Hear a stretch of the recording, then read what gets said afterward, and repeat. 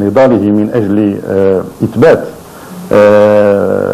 نصيب هويتنا الأمازيغي كان في نفس الوقت لا يتنكر لتاريخنا، بل بالعكس يعتبر بأن التاريخ الذي كونته الأجيال الماضية هو تاريخ يجب أن نبرزه وأن نجعله في مكانة يتمكن الجميع من استيعاب مضمونه والشعور بأن هذا المتروك هو متروك لا يبالي باللهجات أو اللغات بقدر ما هو متروك شمولي يلزمنا نحن اليوم في هذا القرن 21 بأن نهتم أكثر من ذي قبل برصيدنا الأمازيغي. وبالعودة إلى الذات كطقس من طقوس حياته كان سبيله للعبور نحو الآخر يتجاوز الهامش الضيق لما كان يعتبره نبضا يوميا لعناصر ثقافية لها امتدادات قوية في نسيج المجتمع المغربي. وهنا أود كذلك أن يشير أن تفكيره كان منذ البداية منصبا على إحياء اللغة الأمازيغية، إذ فكر في إنشاء فرقة للتمثيل المسرحي، كذلك كان له مشروع في إنشاء عمل سينمائي خاص بالثقافة الأمازيغية.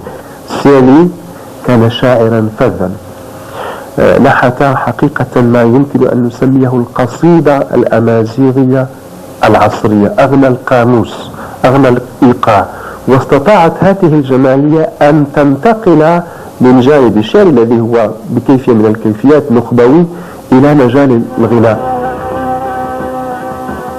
ومن عرف المرحوم أزيغو يحتفظ للرجل بسمة التجديد الفكري والتأسيس لمرحلة أخرى بانشغالات جديدة تتطلع بثقة أكبر إلى المستقبل.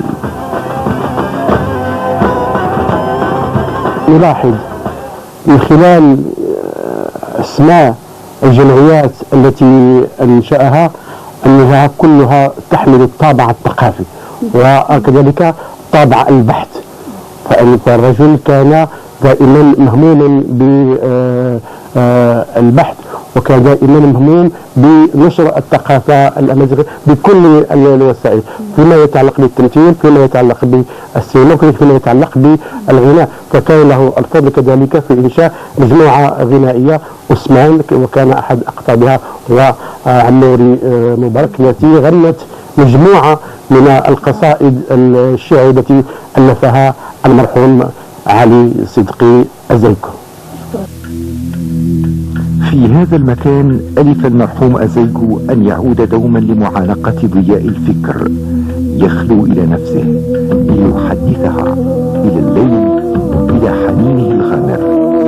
هنا كان يختصر الطريق إلى المستقبل. ترنيمة حزن تغمر المكان، تنطق بماذا كان يحس، بماذا كان يشعر. صمت رهيب في فضاء هو ذاك الذي احتضن بحرا من الإصرار وموجا من الاضطراب ونهرا من الحب. صدقي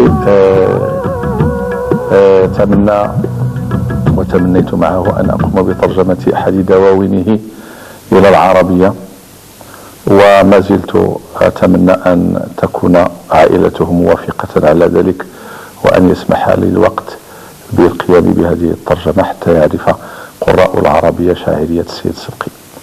صدقي تجدد أمله مع ولاية محمد السادس عزه الله، وكان يصرح لي بأنه يحبه ولم يخب أمله، كما تجلى له ذلك وتجلى لنا جميعا في إنشاء معهد الثقافة، المعهد الملكي للثقافة الأمازيغية، وكما صدر كذلك من جلالته أنه أصدر عليه عفوا نسخ ذلك الحكم الذي كان صدر عليه في بداية الثمانينات، فمات من هذه الجهة قرير العين، وكانت له مشاريع لكن قضاء الله تعالى كما أسبق.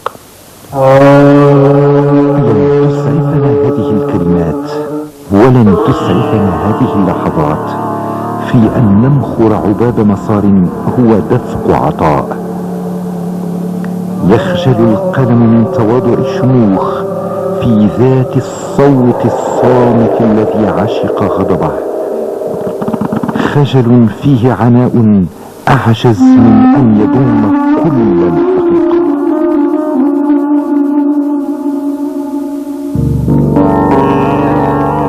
اختار الأستاذ علي صدقي أزايكو المؤرخ والشاعر أن يستريح هنا فوق هذه الربوة قريبا من جذوره أشد القرب، يستوعب من تابه من مشاعر وأحاسيس لحالات الفرح والحزن، الأمل واليأس، لحظات الانتصار والانكسار. حصاد عمر أحبه كثيرون، أجيال ساهم في تكوينها وتأثيرها ورسم مستقبلها، فقطف ثمرة ذلك احتراما وتقديرا نبلا وسموا. وتبتسم نضارات الحياة وتنتصر حكمة الحوار الرزين. الآن فقط أحس بنشوة الانتصار، وأصبح الوعي بالمستقبل أكبر من ثقل الماضي. لكن القدر لم ينهض. مات أزايكو دون أن تموت حكايته، مات وقد بقيت